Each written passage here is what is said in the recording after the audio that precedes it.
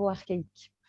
Alors, le conflit, ça peut être une opportunité finalement pour aller repositionner certaines choses, pour aller comprendre les forces qui sont en jeu dans une relation. Et je parle souvent dans mon livre de rapport des forces plutôt que de rapport de force. C'est-à-dire que quand vous avez deux personnes, j'ai tendance moi souvent à parler avec des gestes, donc je vais mettre mes mains en haut pour que vous les voyez. Quand on est dans ce qu'on appelle un rapport de force, on a tendance à penser qu'il y a forcément un dominant et un dominé, alors que moi, ce qui m'intéresse, c'est de voir comment deux forces au sens mécanique, au sens vibratoire, vont réussir à rentrer en contact ensemble. Comment parfois, il va falloir qu'elles modifient leur positionnement pour qu'il y ait quelque chose qui puisse être fluidifié, parfois réparé, quand il a été question de blessure, mais ça, on reviendra plusieurs fois là-dessus.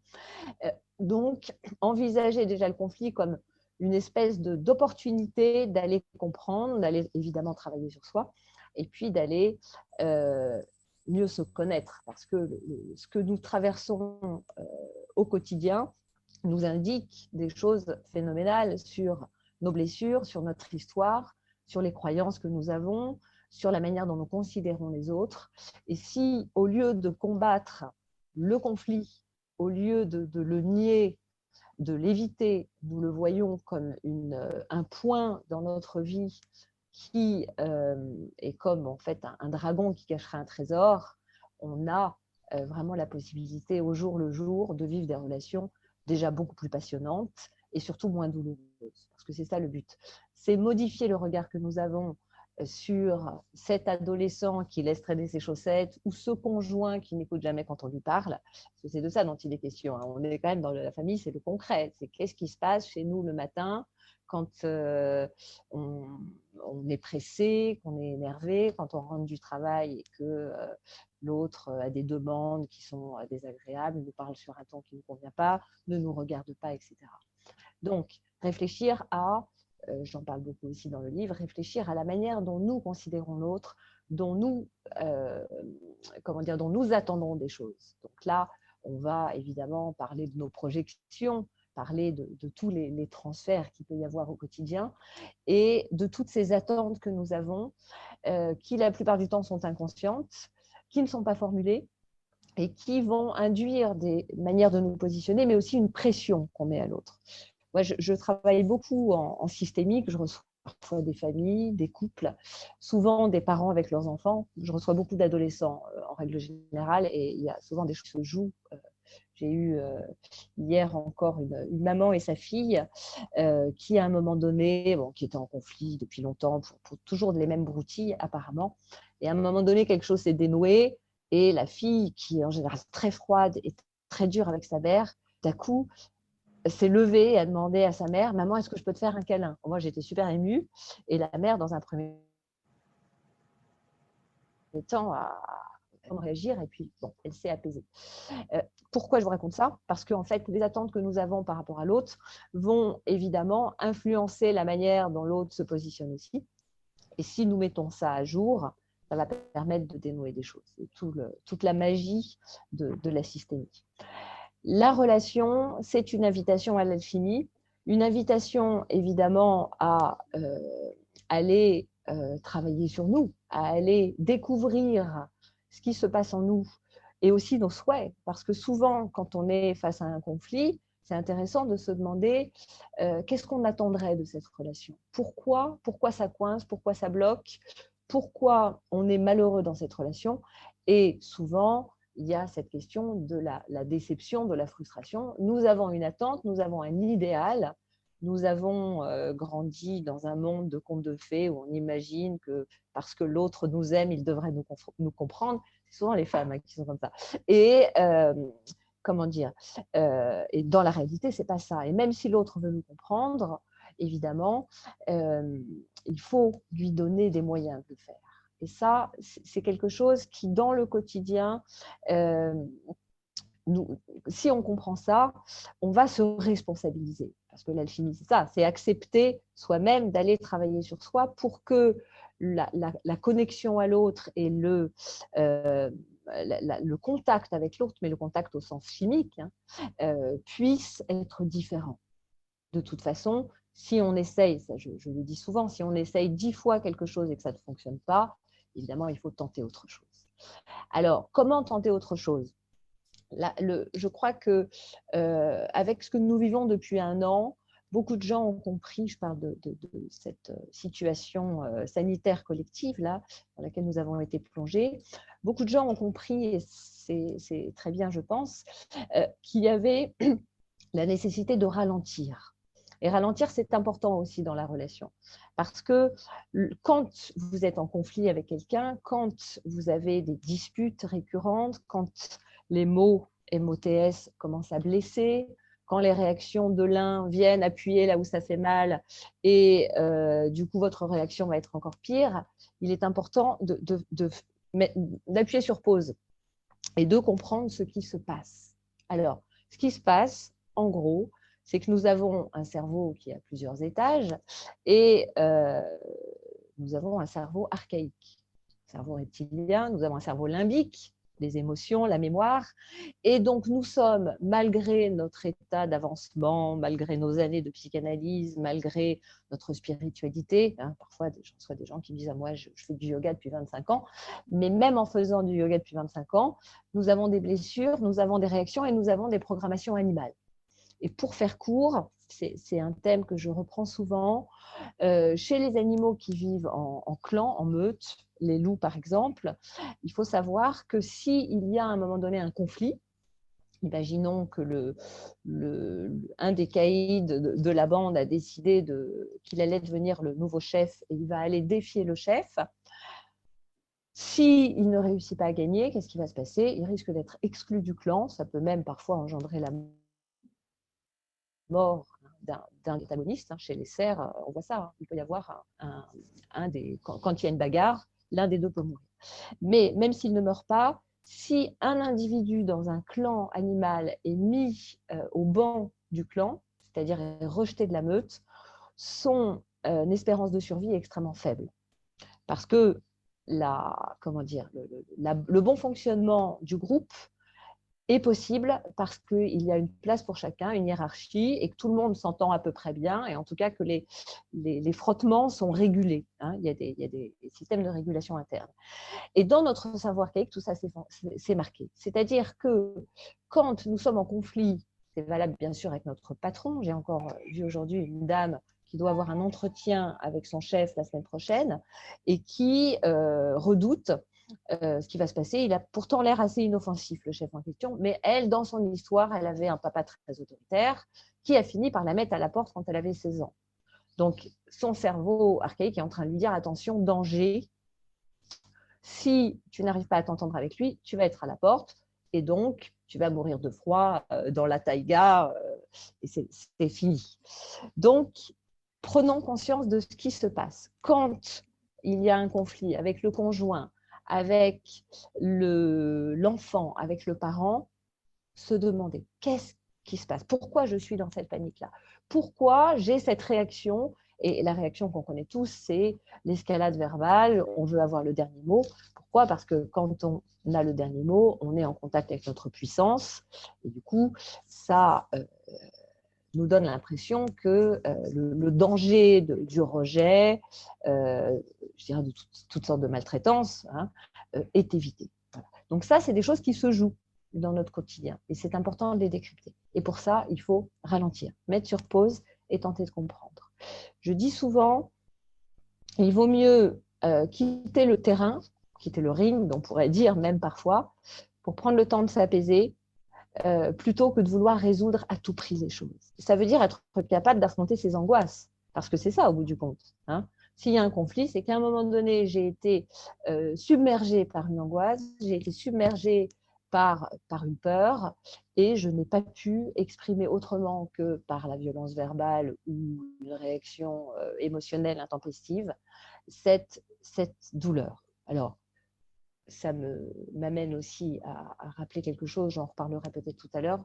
Je vois que je m'étale un peu, il faut que je fasse attention, le temps passe. Il est évident que ce cheminement de la sortie des conflits et de l'apaisement, c'est un petit peu moins ambitieux que de parler de paix. La paix, ça a l'air tellement, on pense tout de suite à la paix du monde. On va dire l'apaisement. ce cheminement, évidemment, il ne peut se faire que si on accepte notre vulnérabilité.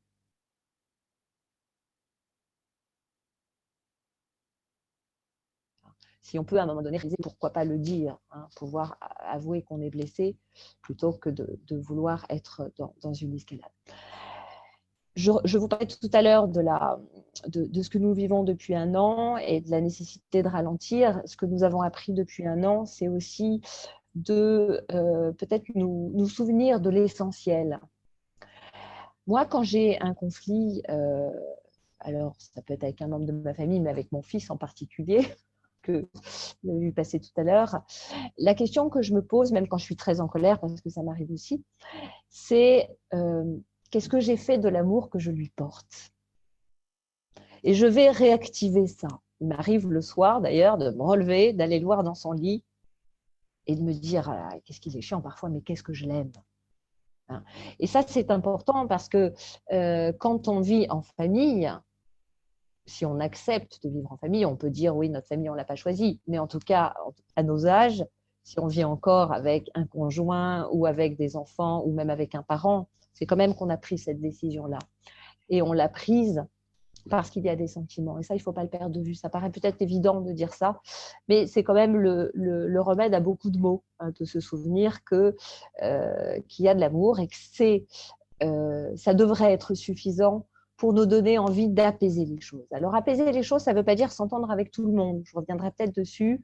Il était question, un peu plus tard, je vous parle des amours impossibles.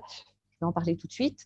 Il y a des situations où on ne peut pas s'entendre. On ne peut pas s'entendre parce qu'on n'est pas du tout sur la même longueur d'onde, parce qu'on a des préoccupations extrêmement différentes, ou parce qu'il y a eu des blessures qui sont inguérissables.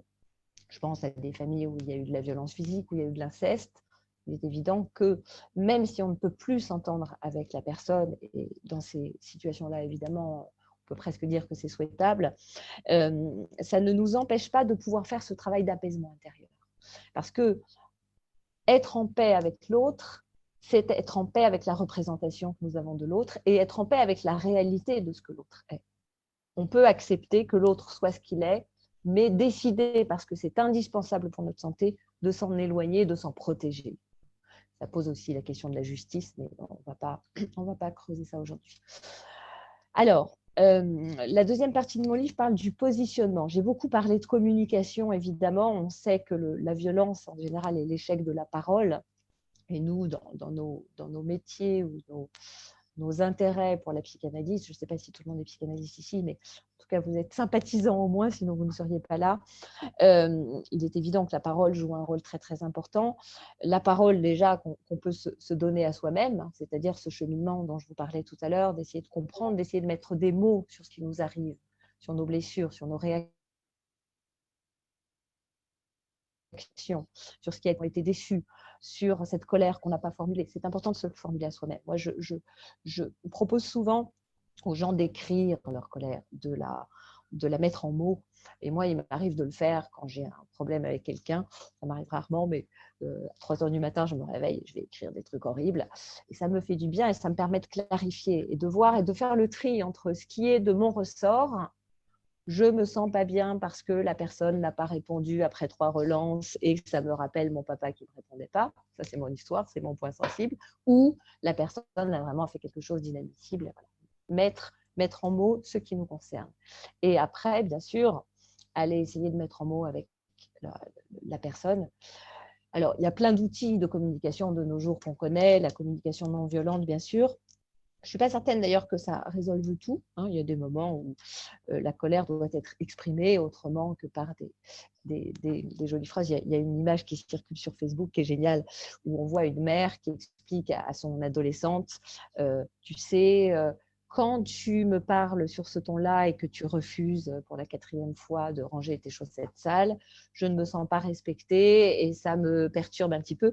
Et là, on voit l'adolescente qui lui répond, wesh, wesh, mais arrête tes grandes phrases, ça te saoule, c'est ça? Oh, bah ok, je l'arrange. Voilà. Bon, donc parfois ça marche aussi bien comme ça. Mais l'idée, c'est que notre positionnement, il est bien sûr verbal. Il y a des, comment dire,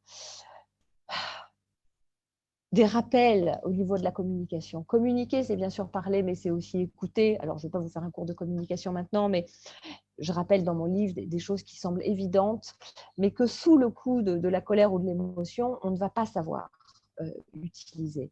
Parce qu'on est pris de panique, parce qu'on veut répondre vite, parce qu'on est en souffrance, donc il faut, ça déborde en fait. Et c'est là où il est question de prendre un recul et peut-être parfois aussi d'avoir quelques trucs que je donne pour aider l'autre à formuler, pour aider l'autre à parler. Et c'est valable en particulier avec les enfants. Un enfant ou un conjoint qui est bloqué, aboudé dans sa chambre, qui est blessé, on lui a dit des horreurs, il nous a dit des horreurs.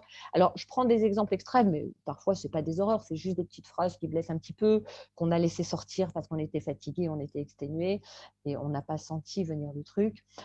Il va falloir faire un chemin pour aller… Pardon, excusez-moi, je bois une petite gorgée d'eau. Pour aller permettre à l'autre de poser les armes, mais aussi tout simplement de sortir, de poser son armure, en fait. À une époque, j'animais des rituels, en fait, des groupes de thérapie où nous proposions des rituels et en particulier, à un moment donné, on a proposé des rituels pour déposer les armes. C'était symbolique, chacun avait amené un bout de bois et on faisait tout un rituel autour d'un conflit que la personne avait. C'était très, très, très émouvant ces moments-là. Et à un moment donné, la personne avait décidé de déposer ses armes. Et moi, ce que j'ai fait en sortant de ce stage, parce que à la fin, les animateurs, on l'a fait aussi, c'est qu'on a ramené le petit bâton et moi, je l'ai accroché à l'entrée chez moi. Et quand je passe, je me dis, tiens, ça, c'est l'arme que j'ai déposée. Quand je rentre chez moi, je pose mes armes. Et quand vous êtes dans un positionnement compliqué avec l'autre ou que l'autre ne veut plus vous parler, il va falloir trouver comment l'amener à déposer les armes. L'idée étant que la plupart du temps, l'autre n'est pas notre ennemi. Alors, il y a des couples horribles où on se déteste. Bon, je ne pense pas que parmi nous, il y ait des gens qui soient concernés par ça, en tout cas, je l'espère. Mais la plupart du temps, l'autre n'est pas notre ennemi. L'autre est aussi blessé, l'autre a les mêmes peurs, les mêmes manques de confiance, parfois les mêmes doutes. Et si on arrive à conscientiser ça, ça va déjà être plus facile d'œuvrer ensemble à élaborer une langue commune. J'ai parlé aussi au sujet de ces positionnements, de toute l'approche rogerienne. Alors, Carl Rogers, moi, j'ai eu, entre autres, dans toutes mes formations, une formation sur l'approche rogerienne qui est très intéressante parce que Carl Rogers, qui a œuvré à pas mal de niveaux, est en fait un exemple d'humanisme et d'intelligence du cœur qui nous rappelle que laisser l'autre être ce qu'il est, en gros, ça permet de dénouer beaucoup de choses. Je parlais tout à l'heure des attentes inconscientes que nous avons et qui peuvent mettre une pression à l'autre. Il est évident que si j'accepte mon propre processus, si je peux le formuler, si je peux par exemple dire à l'autre, écoute, excuse-moi, mais là, je suis blessée par ce qui s'est passé, je n'ai pas envie de te parler pour l'instant, je ne suis pas capable je préfère qu'on attende un petit peu. C'est-à-dire respecter son propre rythme, son propre processus. Et si je peux aussi accepter que l'autre, là, à cet instant, ne peut pas me répondre ou ne peut pas être d'accord avec moi ou n'a pas envie de poursuivre la discussion, par exemple, je permets déjà que quelque chose s'apaise. Voilà. Rogers nous parle aussi de congruence, c'est un thème que certains connaissent. La congruence, c'est en gros la cohérence entre nos pensées, nos actions, nos sentiments, notre manière d'exprimer tout ça. Alors évidemment, dans notre quête du soi, on essaie de rassembler toutes ces choses assez disparates qui sont en nous. Là encore, c'est un cheminement, c'est un mouvement. Je crois que c'est important de se rappeler ça. C'est un mouvement vers l'unification et un mouvement pour rester ouvert à l'autre. Voilà. Et évidemment, dans notre positionnement, si nous faisons attention à la cohérence entre ce que nous faisons et ce que nous disons, ça va être aussi plus simple à comprendre pour l'autre. Alors, sur le plan là qu'on avait noté, la question de la haine et la colère, comment s'en délivrer, bon, j'en ai parlé tout à l'heure.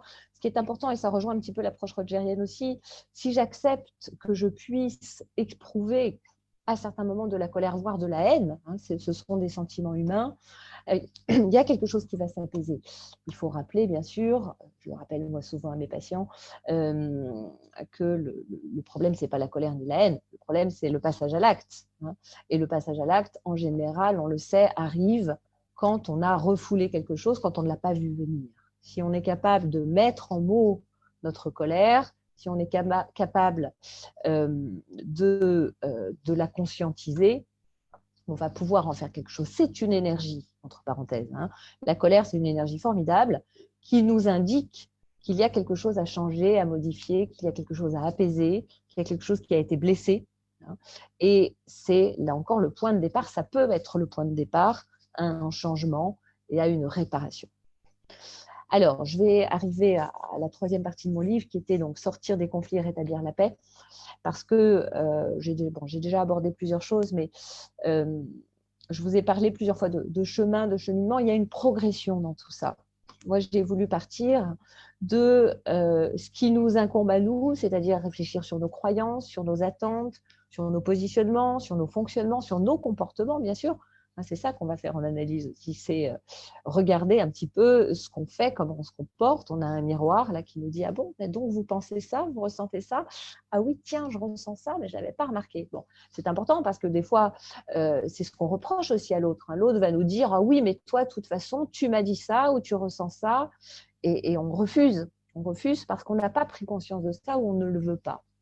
Alors qu'en fait, s'il n'y a pas de jugement, ce n'est pas un problème de réaliser qu'on peut avoir des défauts, bien sûr, mais des choses non réglées, des blessures. Je reviens beaucoup dans mon livre sur la question des blessures et j'en parle évidemment beaucoup dans ma pratique. Je suis aussi formée à l'accompagnement du syndrome de stress post-traumatique. Alors évidemment, comme tous les entre guillemets spécialistes, même si je ne me considère pas vraiment une spécialiste, mais tous ceux qui ont une vision un peu plus précise sur un point, on a parfois tendance à en voir partout. Moi, je vois évidemment des traumas partout, à des niveaux différents. Ce qui est important à comprendre, c'est qu'il y a un moment donné quelque chose qui s'est passé dans notre vie qui a laissé une trace, qui a laissé une blessure, et que cette blessure, elle va agir en nous. Et il va falloir aller l'apaiser. Et dans la relation, il y a 3 personnes. Il y a moi, toi et la relation. Et parfois, il y a des blessures à tous les niveaux. C'est-à-dire qu'on peut chacun être à peu près debout, on va dire pas trop blessé. Et pourtant, dans la relation, il s'est passé des choses qui ont laissé des traces. Moi, j'ai un de mes amis qui s'est séparé 5 fois de son compagnon avant d'arriver à une relation qui soit harmonieuse et paisible, etc. Des fois, il y a des mises en route dans les relations qui sont compliquées. Et ça, c'est important de revenir dessus. C'est important d'aller... parfois, il y a des phrases toutes simples. Je ne pense pas forcément à « je te demande pardon, je suis désolée », qui peuvent être parfois un petit peu dures à prononcer. Moi, j'ai une phrase magique, c'est « je suis désolée, ce n'était pas mon intention de te blesser ». Parce que parfois, on a dit quelque chose à l'autre qui l'a blessé, mais on le pense vraiment. Hein. On le pense et on n'a pas envie de revenir dessus et pas dire quelque chose et puis revenir dessus. Ça comment dire, dévaloriserait aussi nos paroles. Mais on peut, et c'est toutes ces petites choses délicates qui sont très différentes puissent être apaisées. Hein. Rappeler à l'autre que notre intention, c'est pas de le blesser. Une chose aussi importante, je crois, dans les relations, c'est que nous avons évidemment des deuils à faire. Nous avons bien sûr le deuil de notre toute-puissance à faire, mais aussi le deuil de tous nos idéaux. Hein. L'autre ne sera jamais ce que nous aurions rêvé qu'il soit en totalité. Et notre rapport à la vie, c'est ça. Hein, le réel, c'est là où on se frotte, c'est la limite. Et l'autre fait partie de ce réel. C'est pour ça que c'est si compliqué, qu'on peut avoir tendance de temps en temps à vouloir fuir ça, comme si l'herbe serait forcément plus verte ailleurs. En général, elle ne l'est pas forcément. Donc, voilà, aller réparer, c'est-à-dire s'intéresser au présent, mais aussi se souvenir que la relation qu'on a avec notre autre, qu'il soit conjoint, enfant, parent, est le résultat de toute notre histoire commune. Et souvent, moi j'entends des gens, ça doit vous arriver aussi, qui disent « Oh là là, mais il y a encore ça qui est remonté, ça finira jamais ». Mais bien sûr que non, ça finira jamais. Moi, je leur dis bien sûr que non, parce que plus vous allez avancer, plus vous allez comment dire, vous nettoyer, entre guillemets, ou vous délester de vos peaux, hein, comme un oignon, plus vous allez arriver à comprendre des choses et des choses profondes. Et ces choses-là vont vous permettre de vous positionner d'une manière beaucoup plus fluide. Et puis surtout de prendre un certain recul aussi par rapport à vos détentes. Alors, déposer les armes, comprendre les blessures, poser certaines paroles. Je vous fais un résumé en une demi-heure de 300 pages. Hein. Poser certaines paroles et puis poser certains actes. Hein. C'est important, les actes réparateurs. Je vais vous donner un exemple. Moi, j'ai un exemple que j'ai vécu. Alors, ce n'est pas avec un membre de ma famille, mais c'est avec une amie très, très proche qui était comme ma sœur, en fait. Et on s'est connus en terminale. Et à l'époque, elle avait un petit copain qui s'appelait, je ne sais plus comment, peu importe. Elle a rompu avec ce petit copain. Et moi, un mois plus tard, j'ai eu une relation avec ce petit copain. Enfin, le sien, qui était devenu le mien, du coup. Et ça n'a pas duré tellement. Et on s'est séparés, ma copine et moi, on a arrêté de se voir. Et 15 ans plus tard, elle me recontacte. Et moi, je lui dis, écoute, il faut absolument, elle me recontacte par Facebook, il faut absolument que tu me donnes ton numéro de téléphone, il faut que je te parle. Et je lui dis que je suis désolée, parce que ça fait 15 ans que j'y pense régulièrement, que j'ai besoin de lui demander pardon pour ce que j'ai fait à l'époque, parce que c'était vraiment pas génial de sortir avec un mec qu'elle avait quand même beaucoup aimé. Elle était assez triste qu'il se sépare. Elle explose de rire. Elle ne se souvenait même pas du prénom du garçon en question. Et elle trouve ça absolument mignon que je lui demande pardon. Et elle n'avait rien à pardonner, elle ne s'en souvenait même pas. Mais moi, ça m'a libérée. Voilà. Alors, je raconte cette histoire. Pourquoi ? Parce que parfois, on a des culpabilités par rapport à quelque chose. Hein. En tout cas, des sentiments de culpabilité. Ce n'est pas la même chose, culpabilité, sentiment de culpabilité. On a des choses qu'on a gardées sur le cœur. Ça peut être dans l'autre sens. Hein. On peut avoir un souvenir d'une parole qui a été dite. J'ai reçu, il n'y a pas très longtemps, une dame et sa fille aussi. Et la fille ne voulait plus parler à sa mère. Et en creusant un petit peu, on apprend que la mère, 4 ou 5 ans plus tôt, a prononcé une parole extrêmement dévalorisante. La fille s'est sentie concernée. Et voilà, de ce jour-là, elle a coupé vraiment la communication. Et la mère était à milieu d'imaginer, elle se souvenait même pas d'avoir prononcé cette parole. C'est des choses qui sont terribles. Hein. Combien de frères et sœurs, par exemple, se sont brouillés parce qu'il y a 15 ans, il s'est passé un truc, l'autre n'est même pas au courant. Donc, rétablir la paix avec l'autre, c'est aussi aller lui demander, c'est aussi chercher à comprendre, hein, chercher à communiquer. Et maintenant, je vais vous proposer de terminer là-dessus, il y a cette question de la paix avec nos défunts, hein, la paix avec ce grand-père qui a abusé de nous, cette tante qui ne voulait pas nous voir, ce père ou cette mère qui ne nous a pas reconnus à notre juste valeur, parfois ce frère ou cette sœur qui est mort et on se sent coupable. Enfin, cet enfant ou ce frère ou cette sœur qui est mort avant notre naissance, ça arrive, et qui a plombé l'arbre généalogique. On voit ça en psychogénéalogie. Là aussi, il y a des choses qui sont possibles. Et je vais terminer sur une petite histoire qui est une grande histoire, moi je trouve, que je raconte régulièrement. Il y a peut-être 2 ans de ça, je recevais une dame qui était une jungienne convaincue, passionnée par le symbolisme des tarots. Et alors, cette femme est kabyle et elle avait eu des rapports très compliqués avec son père qui était décédé depuis des années, et elle était encore rongée par une colère et une tristesse parce que son père n'avait pas pu lui témoigner l'amour dont elle aurait eu besoin. Et donc, moi, je lui faisais parler beaucoup de son père parce que je sentais qu'il y avait un vrai nœud là. Et un jour, elle arrive à la séance en me disant, Anne-Catherine, je crois que ça commence à s'apaiser. J'ai rêvé de mon père, on était tous les deux, on parlait ensemble et on souriait, c'était sympa, etc. Je suis très contente. Et à ce moment-là, on entend une musique qui vient de l'étage du dessus. Mon cabinet est au 4e et c'était...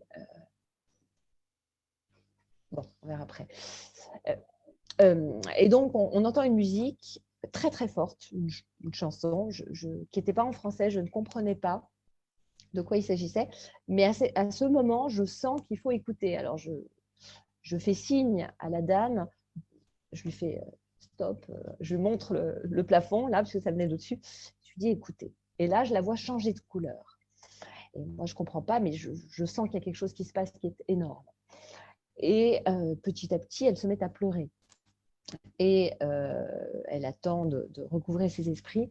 Et là, elle m'explique complètement sous le coup de l'émotion qu'il s'agit d'un chanteur kabyle qui est très connu. Là, je ne sais plus comment s'appelle la chanson, mais ça dira peut-être quelque chose à certains, où il est question d'enfants, de parents, et à un moment donné, dans le refrain, il y a « Ouvre-moi la porte ». C'est un père qui chante. Et elle me raconte ça, moi je sens les larmes qui montent, les poils qui se dressent, et je me dis c'est trop fort. Et voilà, et là, évidemment, elle comprend qu'il faut vraiment qu'elle ouvre la porte de son cœur et qu'il y a quelque chose qui s'est apaisé avec ce papa qui est défunt et qui lui parle depuis mon voisin du 5e étage. Voilà ce que je peux vous dire. Merci beaucoup, Anne-Catherine.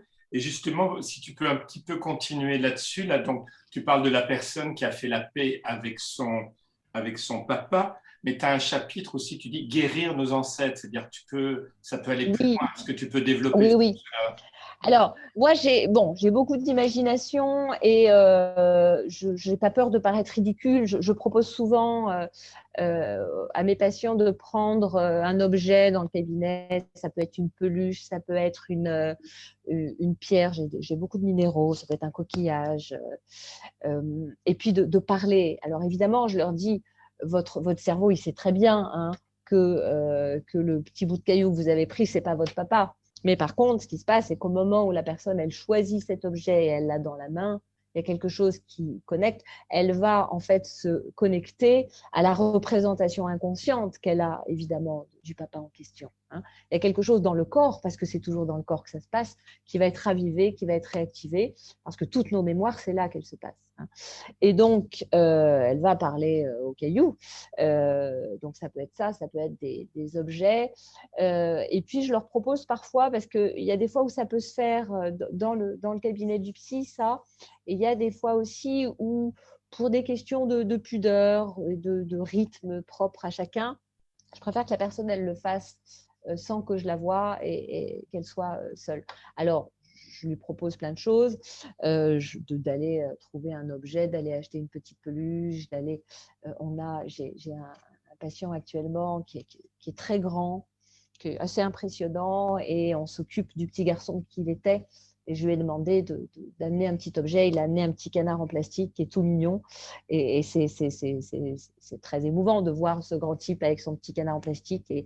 Et quand j'ai vu le petit canard, il y a quelque chose. Moi, j'ai été évidemment en contact directement avec la souffrance de ce petit enfant hein, qui se sentait comme un petit poussin et que moi, j'avais presque envie de le couver en fait. Hein. Il y a quelque chose qui passe dans l'objet, vraiment. Voilà, donc il y a ça. Après, on peut, pour guérir nos ancêtres, là, je parlais plutôt de gens qui sont vivants ou de guérir l'enfant intérieur, mais pour guérir nos ancêtres, il y a évidemment les photos.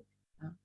Et après, chacun fait comme il le sent. Moi, je propose plein d'idées, j'ai plein d'imagination. Alors, je dis, vous prenez une petite photo, une petite bougie, quelque chose qui vous fait penser à la personne, ou tout simplement, vous prenez une feuille de papier, vous faites un cœur avec marqué papy dedans, hein, vous le mettez dans un petit coin, vous faites un petit hôtel, et chaque fois que vous passez devant, voilà, vous y pensez, vous envoyez un peu d'amour, tout simplement. Hein. Vous émettez l'intention de guérir quelque chose. Parce que là encore, c'est la représentation que vous avez de la personne, de votre arbre généalogique. Et en faisant ça, vous allez évidemment être en contact avec l'inconscient familial. Et c'est ça qui est intéressant. On le voit dans les constellations familiales. C'est incroyable ce qui se passe dans les constellations familiales.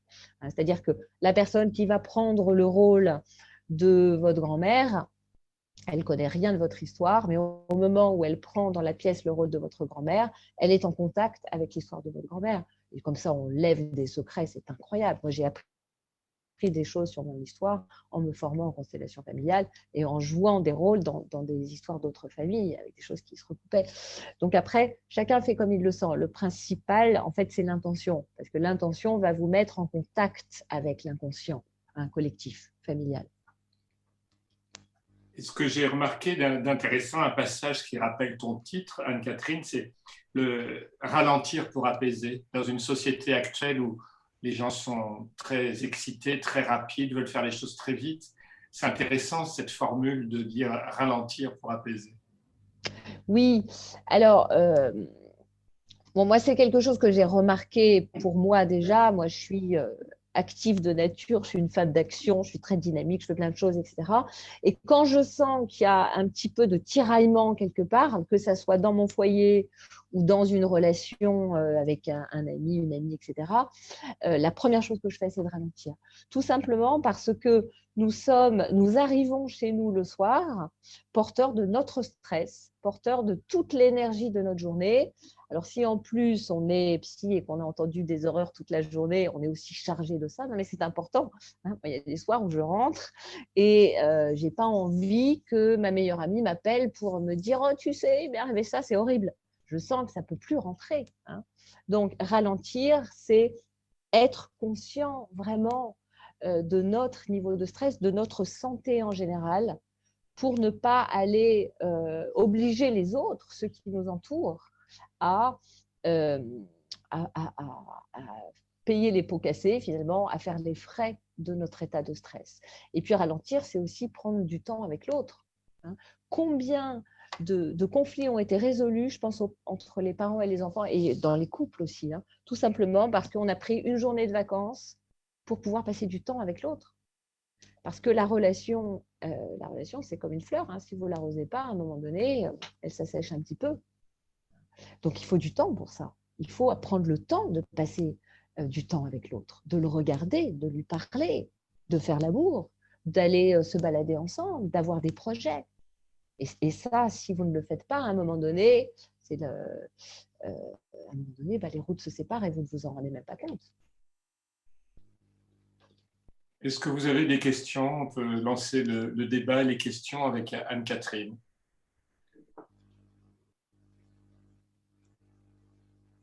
Qui c'est qui se lance pour la première question? Alain, vas-y, allume ton micro. Il est allumé. Merci pour ce super exposé. Je suis pressé de lire le livre. Voilà. Donc, j'avais simplement une petite phrase de notre ami Desproges qu'il avait repris dans un de ses sketchs, dans laquelle il disait « L'ouverture d'esprit n'est pas une fracture du crâne ». Absolument. Voilà. Et souvent, malheureusement, dans les conflits de famille, on s'aperçoit que il y a des non-dits et les non-dits, on n'ose pas les dire parce qu'on a peur d'arriver à cette fracture, à la séparation. Et on ne veut surtout pas de conflit. Il faut que tout soit paisible et on vit avec des choses qu'on retient, puis à un moment, ça explose. Voilà. Tout à fait. Et c'est une réflexion très intéressante et qu'on peut transposer à toute la question du secret en général. Hein. J'entends souvent des gens, parce que moi je questionne, je m'intéresse beaucoup à la question des mémoires prénatales aussi. Donc je demande souvent, demandez si vous pouvez à votre mère, à votre père, s'il n'y a pas eu des fausses couches, des avortements avant vous, avoir quelques précisions sur l'histoire généalogique. Et la réaction souvent, c'est « Ah, mais je ne veux pas les embêter, j'ai peur de leur faire du mal. Mon père qui a perdu son frère, par exemple, avant ma naissance, ça va le secouer, ça va le blesser, je ne veux pas le blesser, je ne veux pas le fracturer. » Et au contraire, moi, ce que je leur dis, c'est que sur le moment, ça va certainement provoquer des émotions, ça risque de secouer, bien sûr, mais tant que ça n'aura pas été fait, le deuil n'est pas fait. Ça veut dire qu'en questionnant et en disant, hein, vous donnez enfin à l'autre la possibilité de faire ce deuil qu'il n'a jamais fait.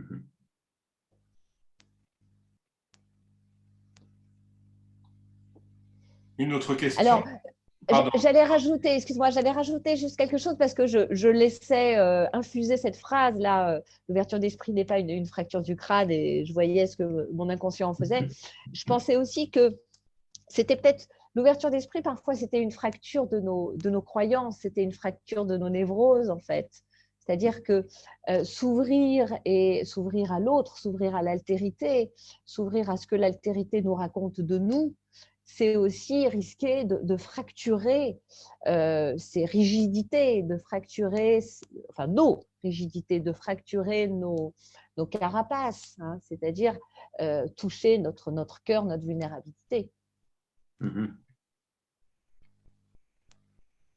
Une autre question, vous pouvez mettre une petite main dans réaction là, ou lever le doigt tout simplement.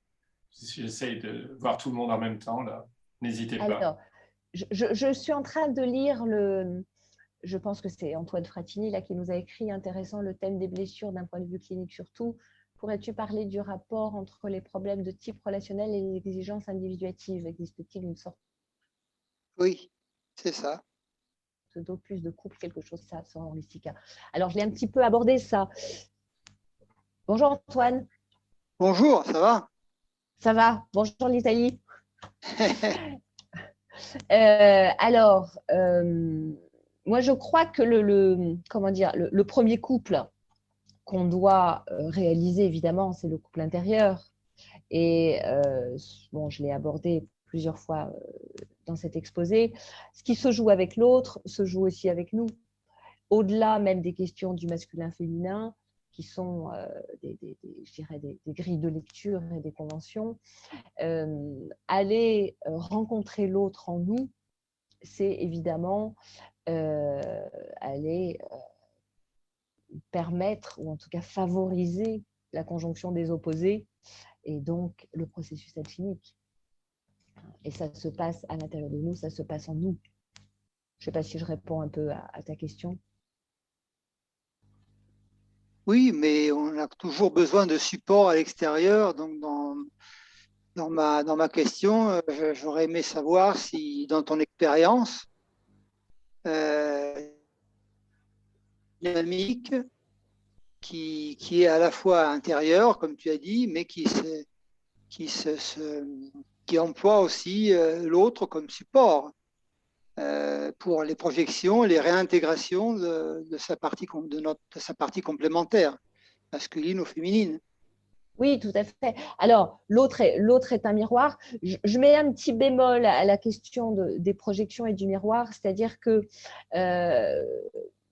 souvent, et c'est peut-être une dérive de certains psychanalystes qui pensent que tout est projection, que si l'autre est agressif avec nous, ça parle de notre agressivité projetée ou refoulée, etc. Il y a un bémol parce que parfois vous avez affaire vraiment à une personne agressive et on a vu quand on s'occupe des victimes, par exemple, je fais toujours la différence entre la victime au sens de l'analyse transactionnelle et la vraie victime, hein, parce qu'il y a des confusions souvent. Tout n'est pas projection, c'est-à-dire que vous avez parfois en face de vous quelqu'un qui a un vrai dysfonctionnement et ça va plutôt parler de votre rapport à ce dysfonctionnement, c'est-à-dire comment, par exemple, vous allez accepter ou pas que les autres vous maltraitent. Ça ne veut pas dire que vous êtes quelqu'un de maltraitant. Vous allez peut-être l'être avec vous-même si vous acceptez que les autres vous maltraitent. Mais l'autre n'est pas forcément la transposition extérieure de ce qu'il y a à l'intérieur de nous. En tout cas, pas aussi clairement.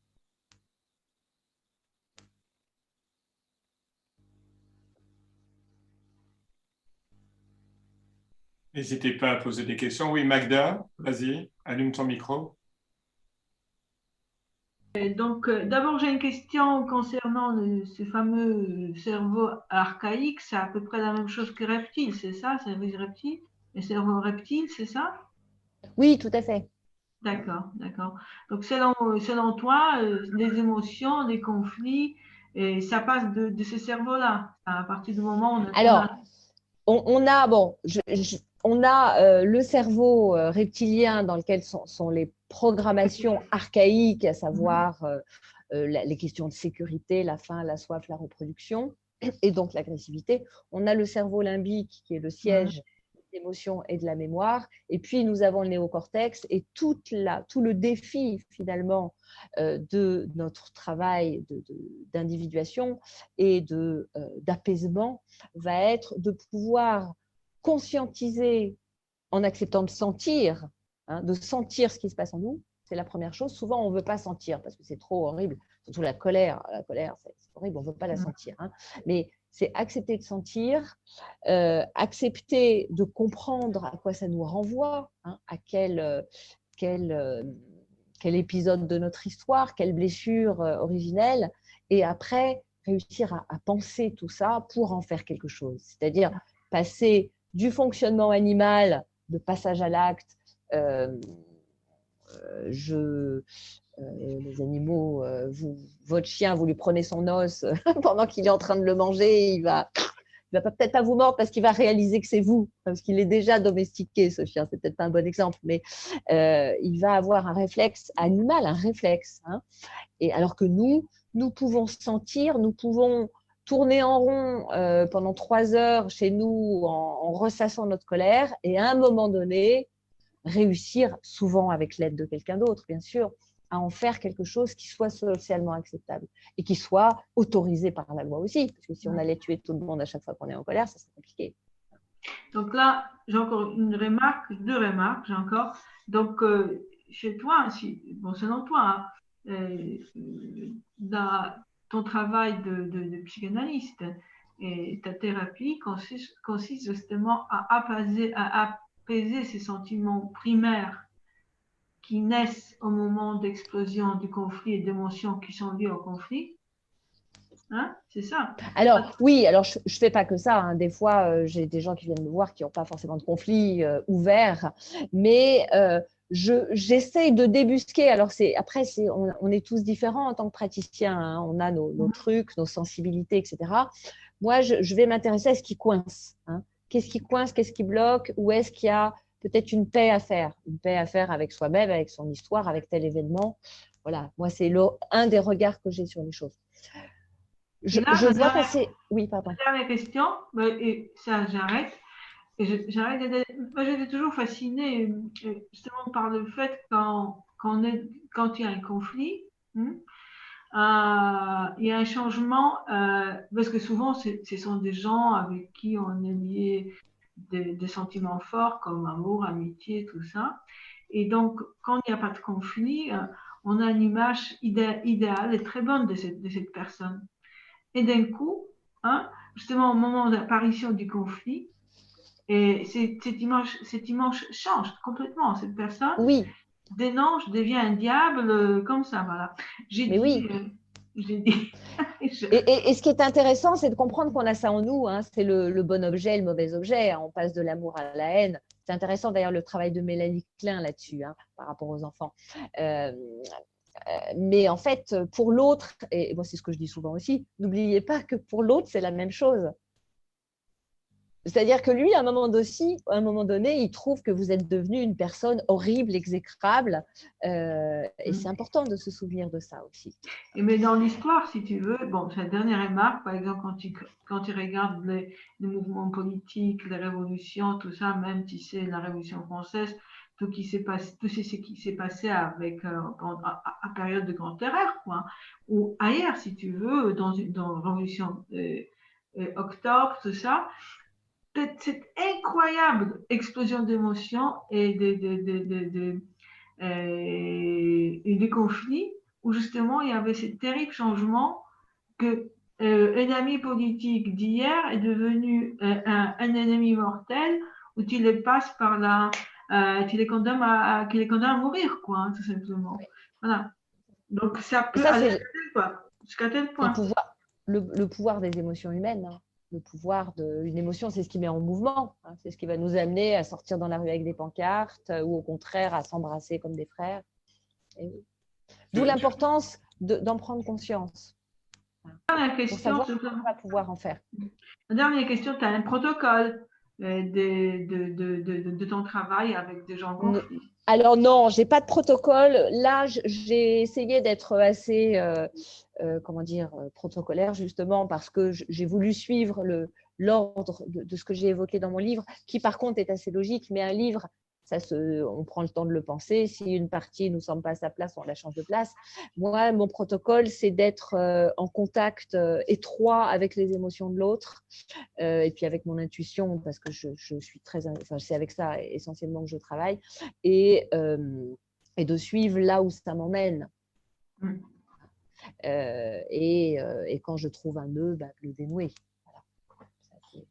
il y a des remarques sur le côté. Oui, tout à fait. Dans le milieu judiciaire, les magistrats nous incitent à la médiation pour tenter de solutionner les litiges. Très intéressant en droit de la famille pour échapper à un long contentieux. Alors oui, et je précise quand même, je partage mon cabinet avec une médiatrice familiale, d'ailleurs, entre parenthèses. C'est d'ailleurs, de temps en temps, ça crie fort dans la pièce d'à côté, beaucoup plus que chez moi. C'est valable la médiation si les deux veulent que ça s'arrange. Parce qu'il ne faut pas oublier, ça je le mentionne maintenant, mais il ne faut pas oublier que parfois on a besoin du conflit. Si vous avez été justement celui ou celle qui n'a jamais eu le dernier mot avec votre papa ou votre maman, je pense à quelqu'un comme ça, sa maman, elle piquait des colères horribles, et donc il est content quand il a le dernier mot sur sa femme. Bah oui, attends, enfin, il ne se fait pas bouffer par la mère, c'est génial. Bon. Donc il prend conscience de ça pour se rendre compte qu'il se trompe d'ennemi, en fait. Et puis il y a le cas que j'ai cité tout à l'heure, le vrai pervers narcissique, la personne qui veut vous faire du mal, qui se nourrit de ça, n'allez surtout pas en médiation avec. Parce que le médiateur, alors il y a des très bons médiateurs, il y a des très bons juges, il n'y a pas de problème, mais il y en a quand même beaucoup qui se font avoir. Moi, j'ai des cas de gens qui sont dans des procès avec des ex vraiment tordus, et parfois, il y a des manipulations et on a du mal à s'en sortir. Donc, c'est important de vérifier est-ce que l'autre a vraiment envie de sortir du conflit. Parce que si vous êtes le seul, vous risquez d'y laisser beaucoup de plumes. Mais justement, Valérie, tu aurais un exemple concret en tant qu'avocate à nous dire ou voir le lien que tu peux faire entre la psychanalyse et ton métier d'avocat de la famille? Écoute, en tout cas, merci pour cette belle intervention. C'est très intéressant. Moi, ça me nourrit beaucoup, là. D'autant que, bon, là, dans le cadre de mon cabinet, donc, on a affaire à des médiations familiales où on incite, enfin, c'est vrai que les magistrats donc, incitent vraiment donc, à nous orienter, à faire accepter à nos clients, en fait, donc, une médiation. Alors, effectivement, donc, il faut qu'ils soient tous les deux d'accord. Parce qu'on voit très bien qu'on peut instrumentaliser en fait, donc, la médiation pour gagner du temps, pour faire croire que, etc. Et en étant un peu intuitif, on peut vite quand même comprendre en fait, les ficelles. Quand on a un peu de métier, un peu de bouteille, on voit un petit peu quand même la manipulation que peut faire la partie adverse. Mais en même temps, c'est vraiment très intéressant parce que vraiment, par rapport à certaines situations vraiment de blocage extrême, vraiment, la présence d'un tiers médiateur extérieur qui apporte cette objectivité, la neutralité, l'impartialité, eh bien, ça dénoue en fait donc, les mots qui sont bloqués, qui sont restés coincés dans la gorge de nos clients. Et franchement, parfois, c'est assez intéressant. Alors, il y a beaucoup de pleurs, il y a beaucoup d'agressivité, effectivement, ça crie. Mais il y a aussi donc, un arbitrage aussi, qui doit être fait aussi par le médiateur, qui fait la police en fait, de la médiation, en gros. Et quand ça monte trop fort, nous, on incite en fait, les parties à faire un break en leur disant, écoutez, on se revoit dans 5 minutes, sortez et puis revenez. Et paf, la pression baisse et on se remet quand même donc, à parler. Mais effectivement, s'il n'y a pas deux intentions sincères et loyales, bon, ça capote. Donc, mais c'est vraiment, c'est un outil vraiment intéressant. Et effectivement, alors tout ce qu'on fait ici, dans le cas de la pub, ça m'aide drôlement, moi, pour bien comprendre, en fait, donc, la mécanique. Donc, et la différence, Valérie, si je peux me permettre, c'est que toi, tu as des clients et que nous avons des patients. Oui, non, bien sûr, bien sûr. Il y a des… Moi, je dis souvent… Alors moi, je me suis passionnée, évidemment, pour l'accompagnement des victimes, et en particulier de victimes de violences psychologiques. Et je dis souvent, moi, je suis mûre pour être avocate dans une prochaine vie parce que ça me passionne. Et je reçois quand même quelques personnes là, qui sont dans des histoires judiciaires. Et c'est vrai que ça m'intéresse beaucoup parce que la question de la justice, de toute façon, elle est importante au niveau individuel. Elle est importante, elle est intimement liée au pardon, justement, et à la réparation. Donc, parfois, on ne va pas pouvoir être reconnu par la justice, ou en tout cas solutionner les choses par la justice, parce que la justice des hommes, elle est aussi faite par les hommes. Elle est malheureusement pas toujours très juste, et elle fait ce qu'elle peut aussi. Mais ce qui est important aussi, c'est comment je vais exprimer ça ? de réussir à faire cette médiation intérieure. Il m'est arrivé de proposer d'imaginer un procès, d'imaginer que cette grand-mère horrible là, qui vous mettait, qui vous enfermait dans le placard parce que vous ne vouliez pas manger vos haricots verts, je dis ce qui me passe par la tête, hein. Vous la convoquez au tribunal et vous la jugez, vous imaginez que, voilà. Et puis alors on le fait en vrai.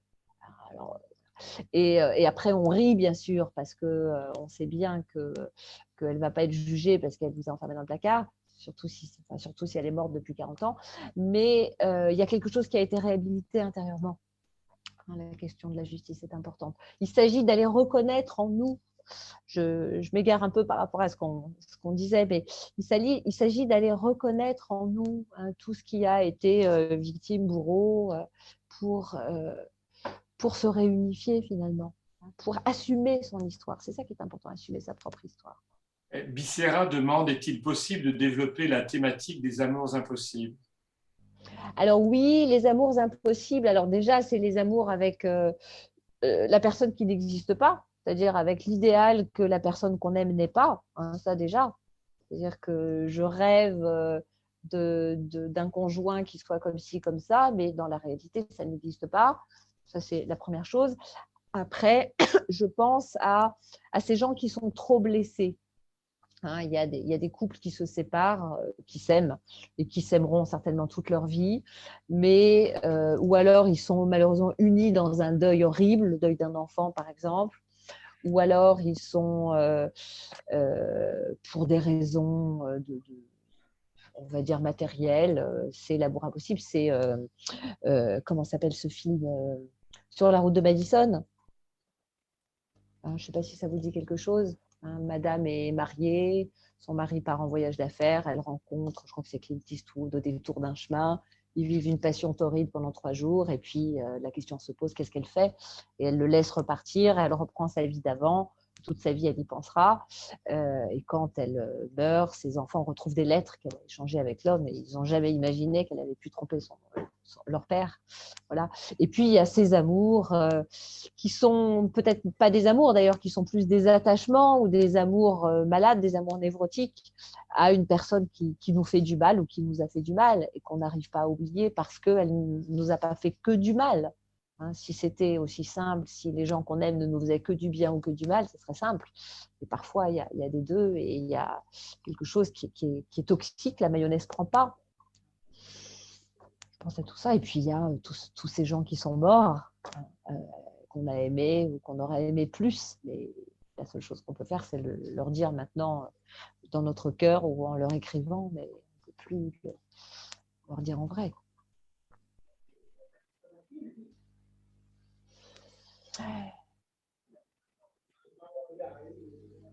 Alors voilà, les amours impossibles, ça laisse beaucoup de colère insoluble.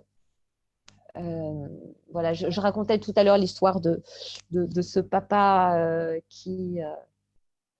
de cette synchronicité plus exactement avec cette musique-là qui est arrivée au moment où cette dame commençait à faire la paix avec son père. Elle n'est plus en colère, évidemment, contre son père. Il y a des choses comme ça qui se passent. Moi, je dis, mais demandez à, quelles que soient vos croyances, on n'a pas besoin de croire en la vie après la mort. La personne, elle vit à l'intérieur de nous. La personne qui est décédée, elle vit à l'intérieur de nous. Son souvenir est là, son empreinte est là. Et ça, c'est encore vivant. Et ça, c'est encore en mouvement. Et c'est à ça qu'on s'adresse. Alors, si après, on croit qu'elle vit sur un autre plan de conscience, ce qui est mon cas, ça simplifie les choses, mais on n'a même pas besoin de ça. Et il y a des signes, il y a des choses. Après, évidemment, c'est la grande question des synchronicités, de l'âme du monde, auxquelles certains ne croient pas. Mais je crois que ça n'a pas tellement d'importance parce que si quelque chose se passe, si vous avez l'impression que le défunt à qui vous essayez de parler vous a envoyé un signe, que ça soit lui ou pas, l'effet sera le même. Et ça va apaiser quelque chose. Et puis, la question fondamentale de ces colères insolubles, et ça c'est encore la couche d'en dessous, c'est est-ce qu'on a envie de laisser tomber cette colère? Combien de gens ne veulent pas lâcher la colère parce que derrière la colère, il y a la dépression et que la colère, elle nous maintient en vie, elle nous maintient forts. Je suis en colère, donc je suis puissante. Qu'est-ce qu'il y a derrière? Derrière, il y a la tristesse, derrière, il y a le sentiment de la puissance, derrière, il y a quelque chose de dépressif par lequel il faut parfois passer. C'est les phases du deuil, ça, dont a parlé Elisabeth Kubler-Ross. Vous avez la colère et puis la tristesse et l'acceptation viennent après. La colère, elle peut être un rempart contre ça. Je continue à être en colère parce que si je suis en colère ou si je me sens coupable ou si je pense que l'autre est coupable, ça veut dire que je peux imaginer avoir un pouvoir sur la situation. Si je lâche la colère et que j'accepte cette réalité et j'accepte qu'on ne pourra rien faire de plus. C'est fini, c'est terminé. Cette personne qui m'a quitté ou ce parent qui ne m'a pas aimé comme j'aurais aimé qu'il m'aime, ça y est, c'est fait, c'est trop tard. Il ne va pas pouvoir aujourd'hui me dire, tu sais, je t'aime. Il peut me le dire à travers des rêves. Accepter de vivre avec ça, accepter de vivre avec notre histoire telle qu'elle est. La colère, ça peut être un moteur, je le disais tout à l'heure, mais ça prend beaucoup d'énergie aussi.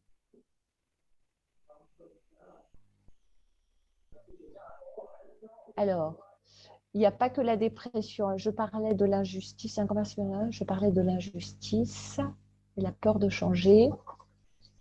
Alors, je ne sais pas à quoi Elisabeth... Ah oui, la colère contre l'injustice, oui. Hein, je ne sais pas, Elisabeth, où tu es. Oui, alors ça, c'est... Pardon, bonjour, bonsoir. Oui, bonjour. Je suis là, mais je ne me montre pas encore. Je suis trop D'accord. Mais bon, d'abord, merci, parce que moi, je m'intitule, en fait, mon surnom, c'est 12 femmes en colère. Je suis en colère et j'ai un âge certain et je suis très en colère. Et donc là, tout me remue énormément parce que, bon, alors, 12 hommes en colère, bien sûr, en référence éventuellement à une très belle pièce de théâtre, mais qui est sur la peine de mort et non pas du tout sur la colère. Je crois que ça met très en colère. Et donc, la colère, on a aussi peur de changer. Il ne faut pas l'oublier. Bien sûr qu'il y a la dépression derrière. Mais on a peur de changer parce que quand on est une femme en colère, on est tout le temps en colère. Donc, les gens nous connaissent en colère. Et le simple fait de se calmer, d'afficher une forme de sérénité, tout d'un coup, c'est plus nous. Et c'est pas évident.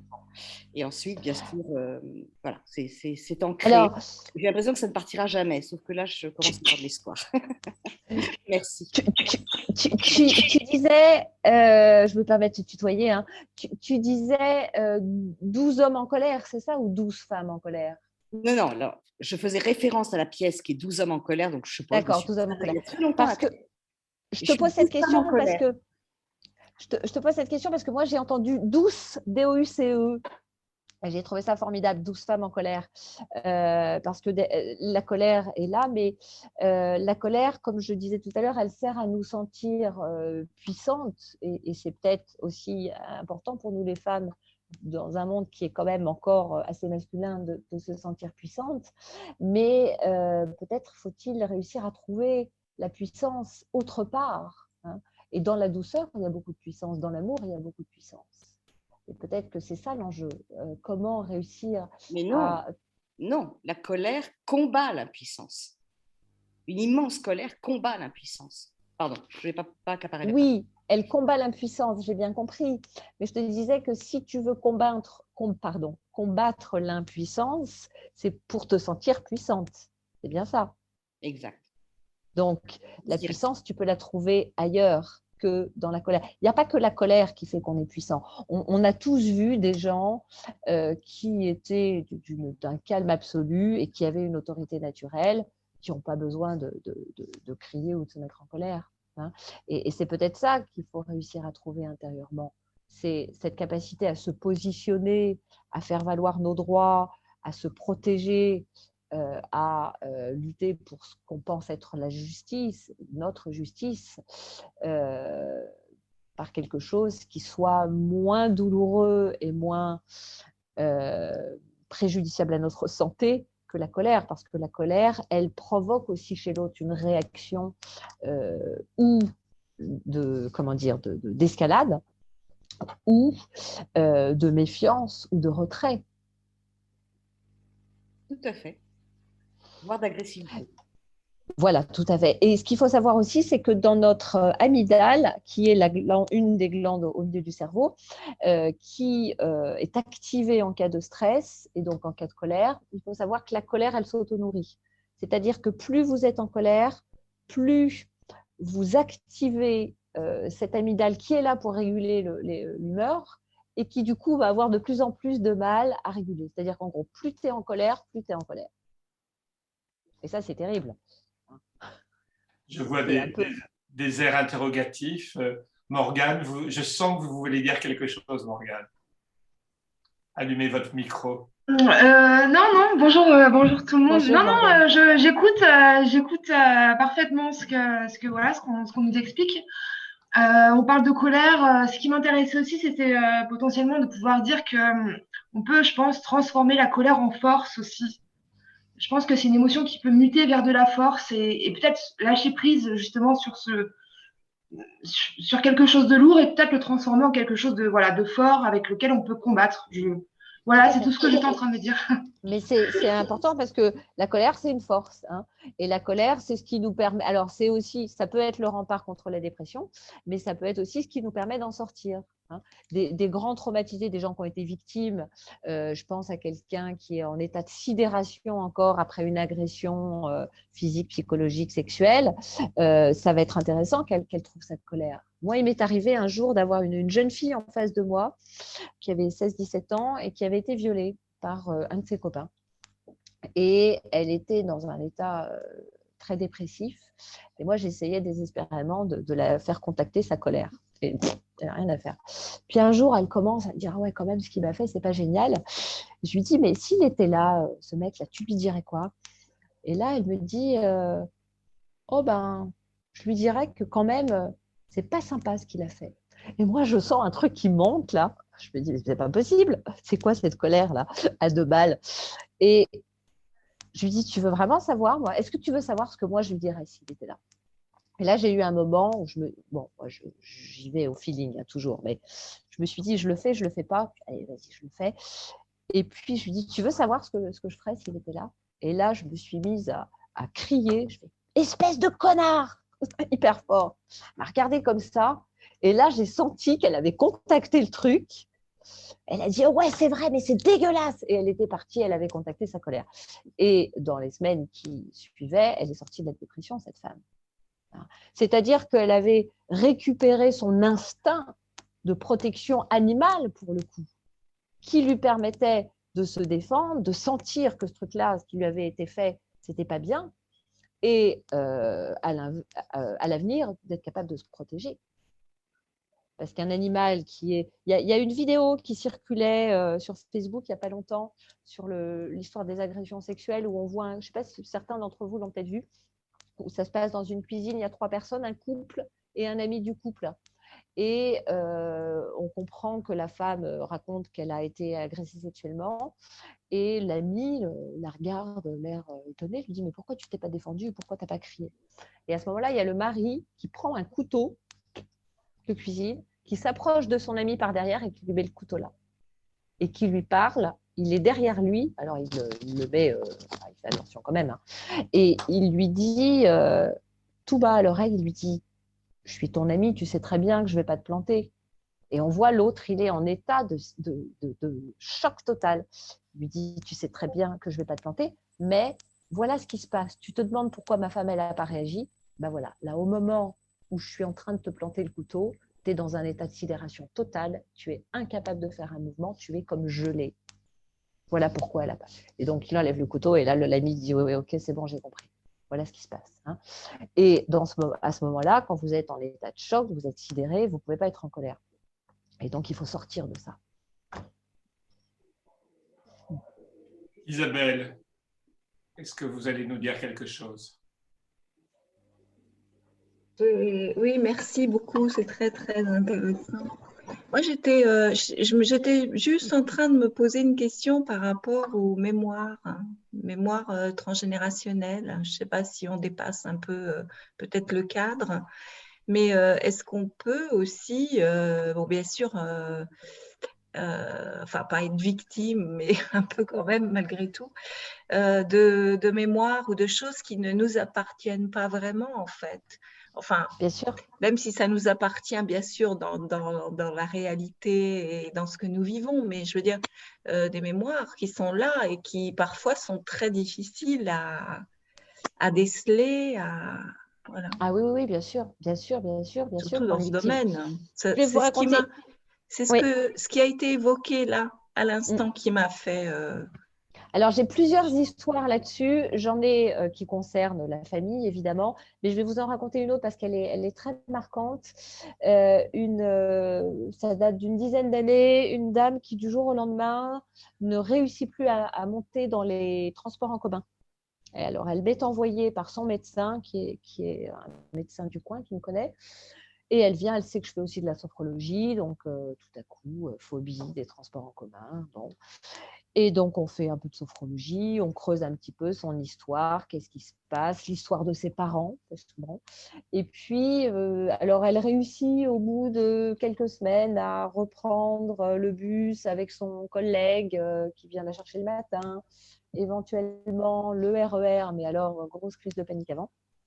Et elle est quand même contente. Moi, je trouve que c'est un échec total. Je ne suis pas du tout contente de moi. J'essaie de l'envoyer chez quelqu'un d'autre en lui disant, écoutez, je n'ai pas la clé. Mais elle est contente, ça avance quand même un petit peu. Bon. Et puis, voilà, on creuse. Et puis, à un moment donné, on creuse l'arbre généalogique, les parents, les grands-parents. Et puis, il n'y a rien, je ne trouve pas. Et puis, un jour, au détour d'une séance, elle me parle de sa tante qui a été déportée. Et tout à coup, je vois le train qui se ferme. Mais ça me saisit, je vois l'image du train. C'est presque tout juste si je ne l'entends pas, le train. Et c'est moi qui suis en état de choc, je la regarde, je dis, mais votre tante, elle a été déportée dans un train. Et là, elle comprend. Et là, je la vois se geler sur place. Bon, elle était porteuse de cette mémoire de la déportation de sa tante, qui je crois était résistante, et qui est donc montée dans un train et n'est jamais revenue. C'était avant sa naissance. Et donc, on a essayé de comprendre après pourquoi c'était arrivé à ce moment-là. Apparemment, c'était la date anniversaire. Alors, pourquoi cette année-là et pas une autre, j'en sais rien. Et en fait, quand elle est repartie de cette séance ce jour-là, elle est rentrée chez elle en RER. Elle m'a appelée en me disant, Anne-Catherine, elle était en larmes, et moi, j'étais en larmes au téléphone aussi. C'est incroyable, quoi. Incroyable. Anne-Catherine, on arrive à la fin de notre entretien. On va laisser la parole à Frédéric Vincent, notre président, qui était très, très attentif, mais qui va peut-être nous dire ce qu'il pense de la famille enfin paisible. Merci Anne-Catherine, hein. Aligato, c'est très sympa. Eh bien, la psychanalyse est une grande famille. Et comme toute grande famille, il y a des engueulades monumentales, même des divorces et des réconciliations qui, malheureusement, n'ont jamais pu avoir lieu. Et l'APE a eu un petit peu cette ambition de réconcilier justement cette famille éclatée. Et c'est vrai que l'APE est devenue une sorte de famille recomposée avec des freudiens, des jungiens, des lacaniens, des reichiens. Et c'est un peu le défi voilà, qu'on s'est un petit peu posé, avec toute la difficulté que, bien sûr, cela comporte, puisque en tant que président, je tiens aussi le cahier des doléances. Donc, je suis chargé en tout cas, de gérer beaucoup de conflits. Il y en a beaucoup, je peux vous garantir. Rien qu'avec Stanislas, tous les jours, on s'engueule. Hein, c'est pire qu'avec mon couple. C'est pas vrai. C'est pas vrai. Mais bien sûr que c'est pas vrai. Alors bon, je vous y croire une seule seconde. Mais en tout cas, c'est vrai que pour le coup, je suis obligé de suivre un code éthique. Hein. Je me suis construit mon propre code éthique. C'est vrai que moi, personnellement, je me fais vraiment un point d'honneur à ne pas céder au pouvoir, à ne pas exercer de pouvoir sur tout. comme j'ai pu le voir dans d'autres structures associatives où certains présidents n'hésitent pas à user de pouvoir et pouvoir couper des têtes à tout va. Pour moi, enfin, simplement, moi, je me suis toujours inspiré d'un modèle amérindien. Je vous invite à lire les ouvrages de Pierre Clastres, un ethnologue trop peu méconnu, malheureusement trop méconnu. Et il a écrit donc sur la chefferie indienne. Et ce qui est intéressant chez les Guayakis, notamment la tribu des Guayakis, eh bien, le chef, c'est celui qui n'a pas le droit d'exercer le pouvoir sur les autres. Il n'a pas le droit d'utiliser le pouvoir coercitif, sauf en cas de guerre avec une autre tribu. Alors, vous me direz, mais à quoi il sert le chef puisqu'il ne donne pas d'ordre? Alors, il ne donne pas d'ordre, mais il doit obéir aux membres de la tribu. C'est là que ça devient intéressant. C'est-à-dire qu'à chaque fois qu'il y a un problème, c'est très intéressant. Mettons qu'il y a deux membres qui s'engueulent parce que quelqu'un qui vient me voir en me disant mais Frédéric, il y a Stanislas qui a cassé ma sarbacane. Un salopard, moi je veux qu'il me rembourse. Eh bien, le chef amérindien, il doit fabriquer une nouvelle sarbacane. Il doit réparer le mal qui a été fait. Donc, c'est celui qui doit donner de sa personne, le chef. Donc, à chaque fois qu'il y a un problème, il donne de sa personne. Quelqu'un vient le voir en disant il me manque des casseroles pour faire à manger. Eh bien, le chef donne ses casseroles à lui. Alors, le problème du chef, c'est qu'il se retrouve être le plus pauvre de la tribu, très rapidement, ce qui est embêtant. Ensuite, le chef, c'est celui qui travaille le plus. Vous avez bien compris que, pour le coup, à chaque fois qu'il y a un problème, il faut qu'il fabrique une sarbacane, il faut qu'il fabrique une étoffe, etc. Donc, il est tout le temps sollicité et il doit toujours produire. Et il produit plus que les autres.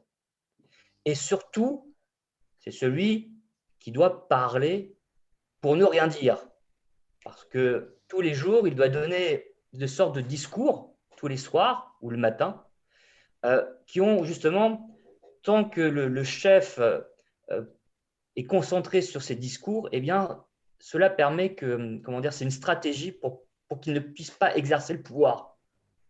Ce qui est intéressant, c'est une stratégie que met la tribu en place pour pas que le chef puisse finalement donner des ordres. Donc, tant qu'on est pris par le discours, par la parole, comme ce que je suis en train de faire, je parle, et bien plus je parle, et moins j'ai de possibilités d'exercer un pouvoir sur autrui. Hein, donc, ce sont des stratégies amérindiennes. Du coup, voilà un petit peu comment j'essaie de me démerder. Hein. Donc, vous l'aurez bien compris avec ce que je suis capable, bien sûr, de faire, parce que ce n'est pas toujours évident de répondre à tous les problèmes. Il m'est arrivé, donc, depuis que je suis prison, il m'est arrivé, par contre, d'utiliser la force 3 fois. En cas donc, de ce que je considère être un conflit grave, dans le sens où il est arrivé que certains membres essayent de détruire l'association, essayent d'employer la force, pour le coup, pour détruire notre petite famille. Et du coup, oui, j'ai dû couper des têtes. Voilà, une chose, en tout cas, personnellement, que je trouve très, très désagréable. Je n'aime pas foncièrement couper des têtes, mais heureusement, j'ai la chance d'avoir un bureau formidable autour de moi. J'ai des gens qui sont extraordinaires et c'est vrai que ça m'aide dans certains cas difficiles. C'est très important aussi le fait d'être bien entouré. Donc, voilà, je suis content. L'APE est une petite famille qui est très sympathique et qui est pleine de promesses. Et je vous remercie tous parce que c'est aussi, vous faites partie de cette famille et vous contribuez aussi au développement de cette petite structure familiale avec bien évidemment tous les conflits, mais surtout toutes les joies qu'on y trouve, notamment à travers ce webinaire mensuel. En tout cas, merci Anne-Catherine. Merci à tous et à toutes. Merci Stanislas d'avoir animé la soirée. Et je vous souhaite une très, très bonne soirée et à très, très bientôt. Merci. Merci Anne-Catherine. Au revoir. Merci à tous. Bonne soirée. Bonne soirée. Bonne soirée à tous. Merci. Au revoir, merci. Merci Anne-Catherine. Au revoir, merci. Au revoir. Au revoir. Au revoir. Au revoir. Salut Stanislas. Merci Stanislas pour ton animation. Bonsoir à tous. Au revoir Alain, au revoir Jean-Claude. Bonne soirée à tout le monde. Bonsoir. Ciao Marc. Bonsoir. Ciao Thierry. Merci Anne-Catherine. Au revoir à tout le monde. Arrête d'embêter le président Stanislas. Hein. Il a des sarbacanes à J'ai fabriquer, dit, le pauvre. arrête d'embêter le président parce qu'il ne va plus pouvoir fabriquer des sarbacanes. On va te la ressortir, celle-là. Hein. Mais c'est joli, sarbacane. De nos adversaires. Hein. En tout cas, moi, je voudrais féliciter, Frédéric, j'en veux une. je voudrais féliciter Anne-Catherine pour sa science. Merci. Merci pour cette belle soirée. Et elle est assez rogersienne. Alors, oui, enfin, moi, j'ai rejoint la PE parce que, étant une jungienne de cœur, je trouvais que les jungiens étaient trop jungiens. Donc, je suis un peu rogerienne, un peu jungienne, un peu d'autres choses.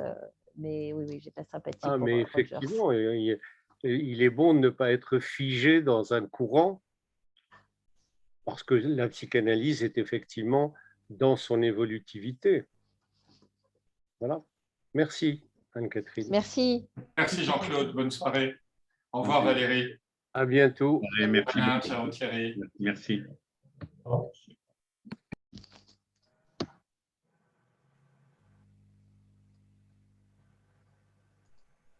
Bon, alors, qui est là encore? Quitter, je quitte. Oui, salut. Au revoir, Anne-Catherine. Merci beaucoup. Ciao. Ciao. Merci beaucoup. Bisous à tous. Bonne soirée.